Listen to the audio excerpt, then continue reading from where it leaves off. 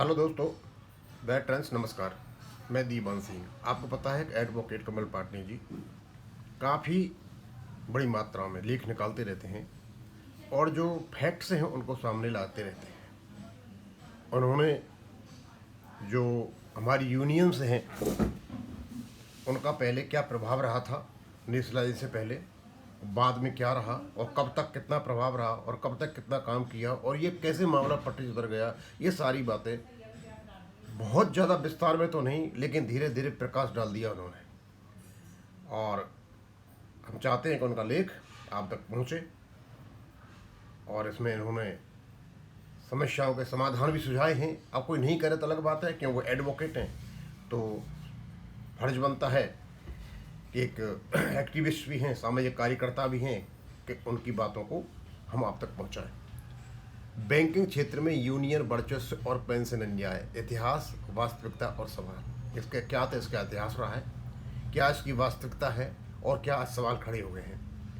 कमल पाटनी 1970 में कांग्रेस विभाजन, 1969 में कांग्रेस के बाद देश की राजनीति में बड़ा बदलाव आया।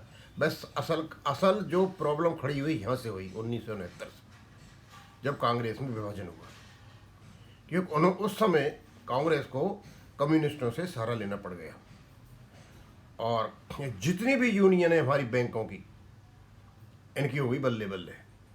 लेकिन फिर भी जो उस समय के लोग थे, ईमानदार लोग थे, डेडिकेटेड लोग थे, उन्होंने बैंक कर्मचारियों के हितों में काम किया। लेकिन जैसे धीरे धीरे हमारा बैंक रेगुलेशन आया, उसके बाद आज देख रहे हो परिस्थिति यही है जो है।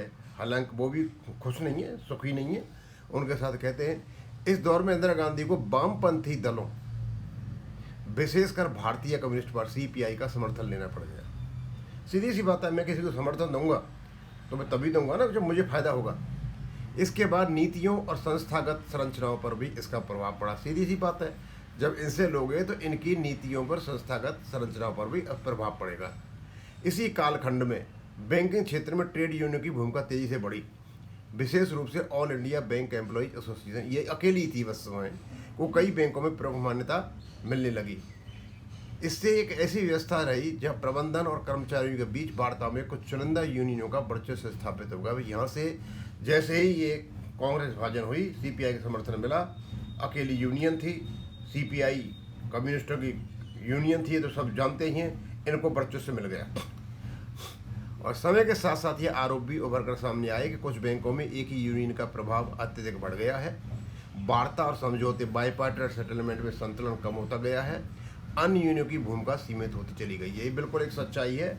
और जब आदमी का प्रभुत्व बढ़ता चला जाता है ना, और प्रभुत्व बढ़ाने वाला जो होता है तो अपना प्रभुत्व बढ़ाता ही चला जाता है, दूसरों को दबाता ही चला जाता है। लगभग यही EIBA ने किया था और आज भी यही है। हालांकि ये भी सच है कि इसी दौर में बैंकों का राष्ट्रीयकरण हुआ। ये इंदिरा गांधी जी की परेशानी थी।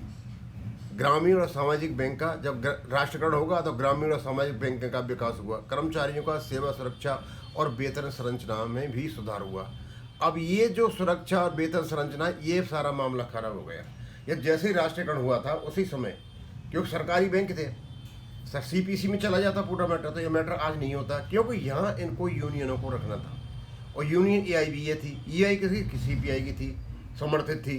तो स्वाभाविक सी बात है, जब बैंकों पे अपना काबू रखना है तो यूनियन ऐसी भी चाहिए। और इसको बल मिला, इन्होंने मतलब अपने पास ही रखा सारा का सारा हिसाब किताब, ये कहना चाहते हैं। इसलिए कहना कि यूनियन के कारण बैंक क्षेत्र में प्रभावित हुआ एक पक्षी निष्कर्ष होगा। वास्तविकता अधिक और जटिल बहुआयामी है। आज का सबसे बड़ा विवाद पेंशन अपडेशन है और सबसे बड़ा विवाद पेंशन अपडेशन है। अब सवाल यह है आज पेंशन अपडेशन क्यों है? क्योंकि रेगुलेशन जब बना था 1995 में, हर व्यक्ति ये कह रहा है, हाँ इसमें कोई शक नहीं है कि EIBA का रोल था पेंशन लाने में, रेगुलेशन लाने में। जब सब कुछ लेकर के चले आए भैया, ऐसा क्या हो गया कि 1995 के बाद में इसमें सारा उलट पुलट हो गया सारा का सारा। यानी रेगुलेशन तक नकार दिया, वेतन समझौते तक नकार दिए। और 2012 में और 2015 में चंडीगढ़ हाई कोर्ट ने मतलब क्लॉज 12 और क्लॉज 17 को अंडर कंसिडरेशन कर दिया, अंडर निगोशिएशन कर दिया और पेंशन अपडेशन अटक गया। क्यों? बैंक पेंशन का तो एक ही मुद्दा है, बैंक पेंशन अपडेशन। जब सबका होता है तो इनका क्यों नहीं होता? इंडियन बैंक एसोसिएशन और United forum of bank union के बीच वर्षों से वार्ता होती रही है, लेकिन पेंशन अपडेशन का मुद्दा अभी तक लंबित है। पेंशनर्स के बीच ये भावना प्रबल है कि उनकी मांग को प्राथमिकता नहीं दी जा रही। बिल्कुल नहीं दी जा रही है।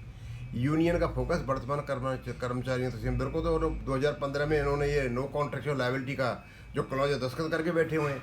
रिटायर्ड कर्मचारी की बिल्कुल उपेक्षा हो रही है।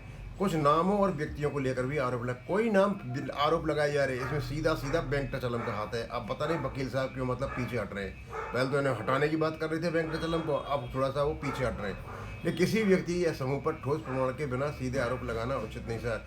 ठोस प्रमाण है, बैंक टचलम के प्रति ठोस प्रमाण है इस व्यक्ति को, जो 2015 में ये पता चला चंडीगढ़ हाई कोर्ट से कि मतलब हमारा जो पेंशन अपडेशन है वो अंडर क्लॉज 12 सेकंड निगोशिएशन के अंतर्गत है। तो इसने तुरंत निकाल दिया 2015 में नो कॉन्ट्रैक्ट लायबिलिटी, और खुद 76 साल की उम्र में सेवारत कर्मचारियों का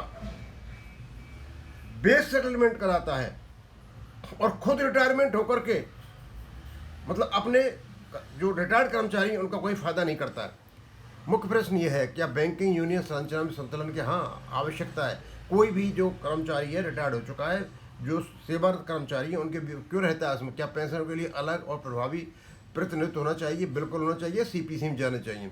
क्या सरकार और आईबीए को इस विषय में स्पष्ट सहसीमा करनी चाहिए। समाधान की दिशा का सुझाव, पेंशन अपडेशन के लिए समयबद्ध नीति अपनाई जाए, पेंशन के स्वतंत्र प्रतिनिधित्व को मान्यता दी जाए, यूनियनों की जवाबदेही देखी जाए, आईबीए और सरकार पारदर्शी वार्ता प्रक्रिया अपनाएं। अंततः बैंकिंग क्षेत्र की आर्थिक रीढ़ है, इसमें कार्यरत और सेवानिवृत्त दोनों वर्गों के साथ न्याय होना आवश्यक है। पेंशन कोई दया नहीं बल्कि अधिकार है।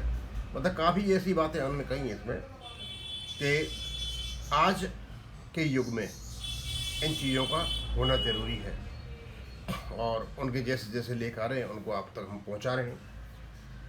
और ये उन्होंने केवल और केवल जो वास्तविकता है वो यही है, और वास्तविकता तो हम इनको बहुत अच्छी तरह से इनको करते चले जा रहे हैं। थैंक यू, धन्यवाद।